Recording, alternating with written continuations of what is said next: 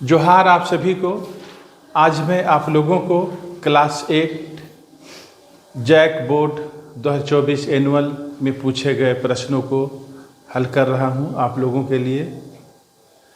आप लोग ध्यान से देखेंगे और समझने की कोशिश करेंगे। यह जो प्रश्न है जैक बोर्ड 2024 एनुअल में पूछा गया था और इसके पहले के प्रश्नों को मैं क्वेश्चन नंबर 1 से लेकर क्वेश्चन नंबर 25 तक इसके पहले के क्लास में बता चुका हूँ।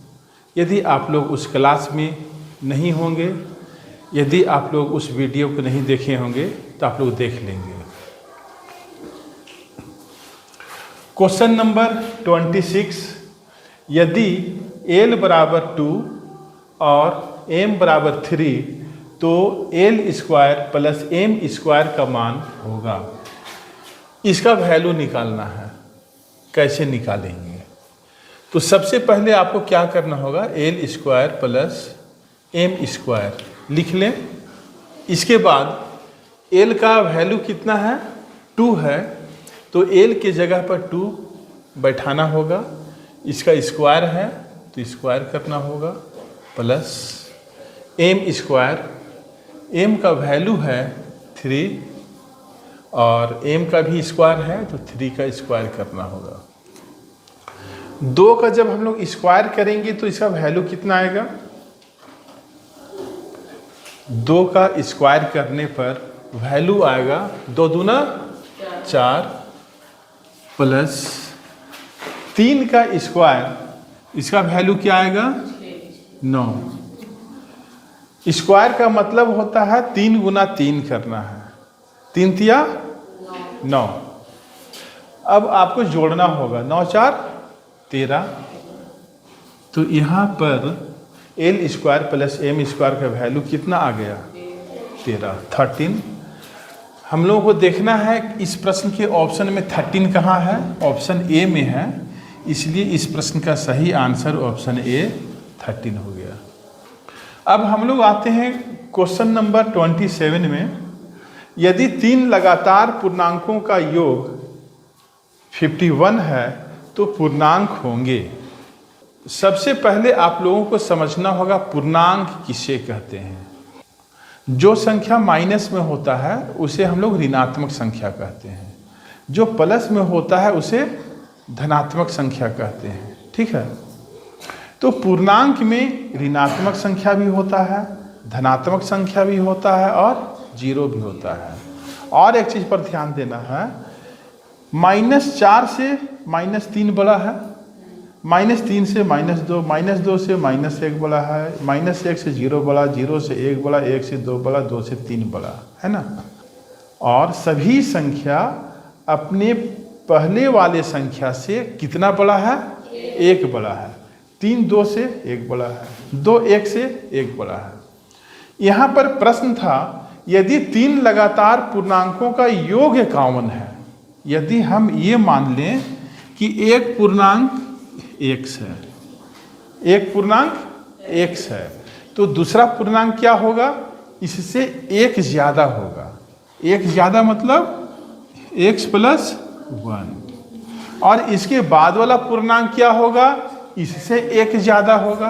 तो इसमें फिर 1 जोड़ देंगे तो क्या हो जाएगा, x प्लस 2 होगा ना, बराबर।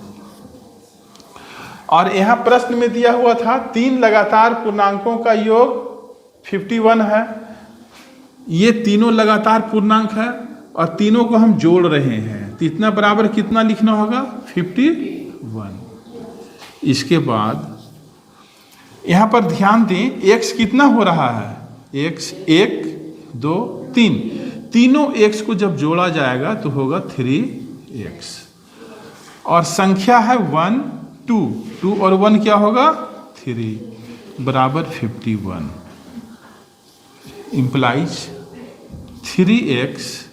ये आप लोग जानते हो, हम लोग यदि किसी भी संख्या को बराबर के दूसरे साइड में भेजते हैं तो उसका चिन्ह उलट जाता है।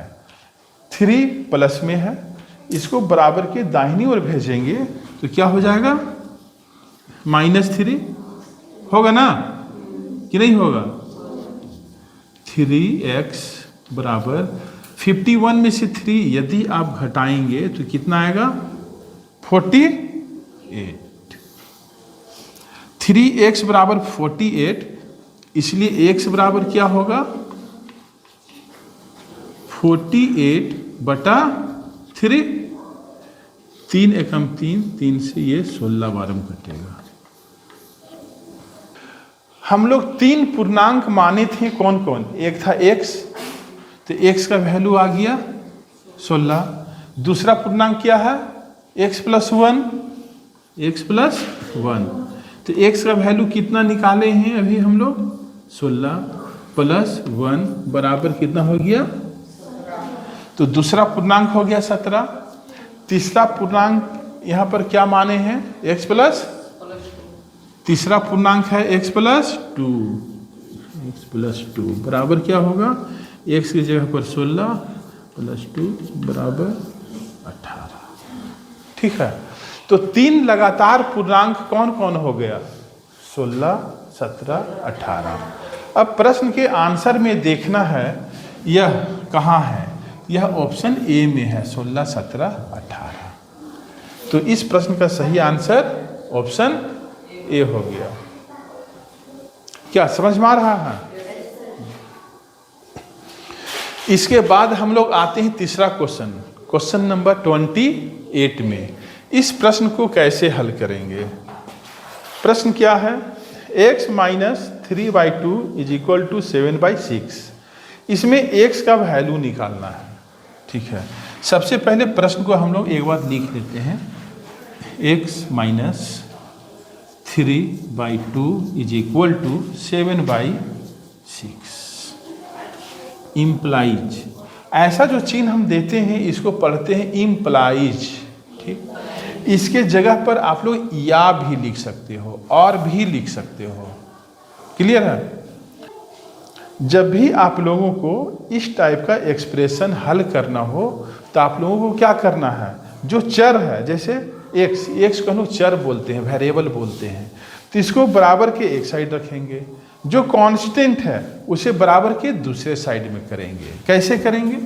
इस तरीके से करेंगे। बराबर के बाद है 7/6 माइनस 3/2 को राइट साइड ले जाएंगे तो क्या हो जाएगा? प्लस 3/2 होगा। इसके बाद 6 और 2 का एलसीएम 6 से भाग देंगे तो एक बार में जाएगा। 1 को 7 से गुना करेंगे 7 प्लस 2 तिया 6, 3 तिया 9, जोड़ के कितना आएगा? 9 7 16 बटा 6। इस प्रश्न का सही आंसर 16 बटा 6 है, लेकिन 16 बटा 6 आपके ऑप्शन में कहीं दिखाई नहीं दे रहा है। तो हम लोगों को करना क्या होगा? यदि यह कट रहा है तो काटना है। जैसे 2 तिया 6, 2 8 16, काटने के बाद क्या आ गया? 8/3। अब देखिए ऑप्शन में 8/3 कहाँ है? Option A. इस प्रश्न का सही आंसर